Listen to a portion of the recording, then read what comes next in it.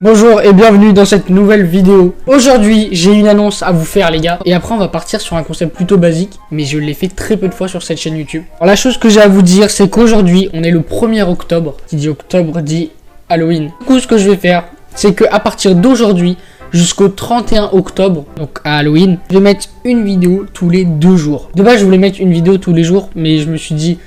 je vais jamais y arriver, il y a les cours et tout, c'est pas les vacances. Voilà, une vidéo tous les 2 jours, donc aujourd'hui...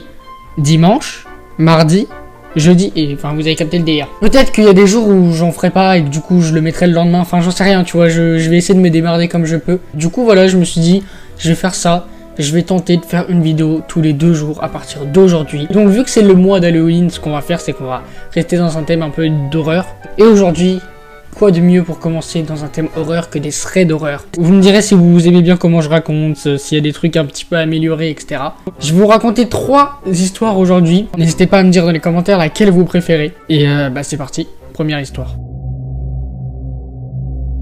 On va commencer par une première histoire un petit peu étrange. Cette histoire, c'est l'histoire de Jacob Snow. C'est un agent de communication à la NASA. Agent de communication, ça veut dire qu'il s'occupe de décrypter tous les messages qui nous viennent de l'espace. L'histoire s'est passée il y a 2-3 mois. Donc Jacob Snow était sur son bureau, il faisait rien. Il allait s'endormir, on va pas se mytho. Il s'est pas endormi parce qu'il a reçu sur tous les postes de son bureau, il y a eu le même message sur tous ses postes. Et c'était un message en morse. Jacob, il s'y connaît pas trop en morse, donc il a galéré à déchiffrer le message. Voilà, il a essayé un peu de chercher partout comment trouver ce que ça voulait dire ce message. Il a réessayé plusieurs fois, puis il a enfin compris le message. Mais il était pas bien, il transpirait, hein, l'oreille, il n'était pas bien du tout. Quand il a compris ce que ça voulait dire, il a recommencé plusieurs fois pour voir si ça voulait bien dire cette chose, tellement il était pas bien. Mais non, c'était bien le message, il s'était pas trompé. C'était un message d'il y a 26 années-lumière, et ce message il était très court, mais très effrayant. Ce message disait, vous êtes les derniers, ils arrivent. Ça veut dire donc qu'on n'est pas seul dans l'univers et qu'il y a des gens qui veulent nous tuer parce qu'on est les derniers dans cet univers et qui...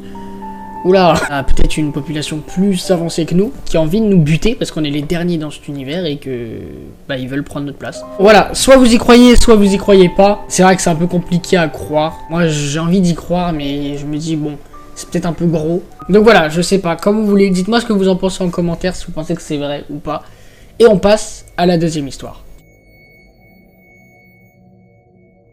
Après cette histoire, je crois que vous voudrez plus aller en cours de sport. C'est l'histoire de Lola. Lola, elle a 10 ans et elle est actuellement en cours de sport. Enfin, pendant l'histoire, elle est en cours de sport, en cours de foot plus précisément. Tout le cours se passe très bien, tout se déroule très bien, ils font du foot. Bon, à un moment par contre, elle se blesse sur le bras. Mais voilà, rien de bien fou, elle a une petite égratignure, ça saigne un peu quoi. Mais 1 minute avant la fin du cours, le prof leur a dit les gars, ma femme elle est en train d'accoucher, je me casse, vraiment finissez, rangez tout seul, je m'en vais, vraiment ma femme est en train d'accoucher. Il a donc laissé les clés au délégué de la classe et a demandé voilà à tous les élèves de ranger la salle. Donc tout le monde se met à ranger, Lola et une de ses potes ils prennent une cage de foot pour la ranger au sous-sol. Voilà, ils descendaient mais on voyait un peu rien parce que bah il y avait pas trop de lumière, c'était dans le noir. Pendant qu'ils descendaient au sous-sol, Lola elle a senti un truc mouillé toucher sa blessure, comme si par hasard, quelqu'un la léchait. Son amie a gueulé, elle a crié tout ce qu'elle pouvait crier et elle est partie en courant, en laissant Lola toute seule.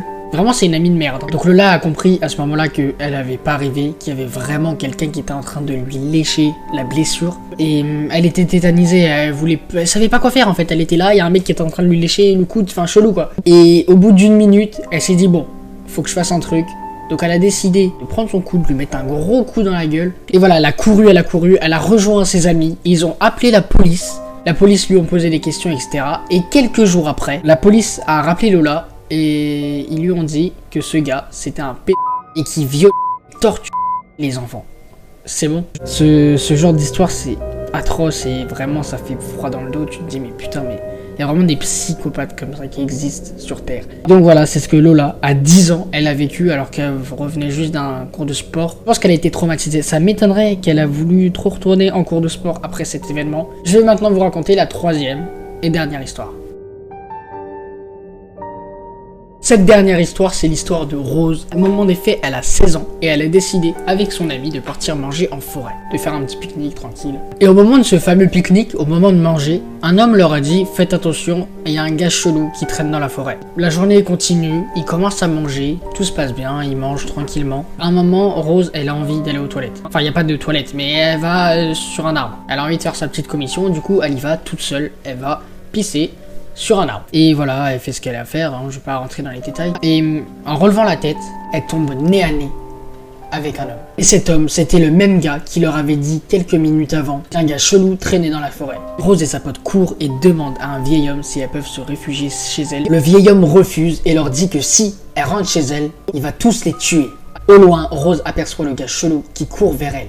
Rose décide d'appeler son daron en lui demandant de venir en voiture. 5 minutes après, son père arrive en voiture. Elles sont rentrées dans la voiture, saines et sauves. Le gars chelou est parti en courant. Elles sont rentrées chez elles tranquillement et quelques jours après, la police les a prévenus et leur a dit que le vieil homme, c'était en fait le père du mec chelou de la forêt. Waouh, c'était quoi ce hasard pour que il tombe sur le père du gars chelou? Ça se trouve cette famille, ils sont tous chelous dans la famille. Il a parlé de tuer des gens, le vieux, enfin, il est bizarre un peu. En tout cas, voilà, j'espère que ça vous a plu. Nouveau truc sur ma chaîne, je tente une vidéo tous les 2 jours pendant 1 mois. J'espère que je vais y arriver, j'espère que ça vous plaira. N'hésitez pas à me le faire savoir en likant, en mettant un commentaire et en vous abonnant si vous me connaissez pas encore.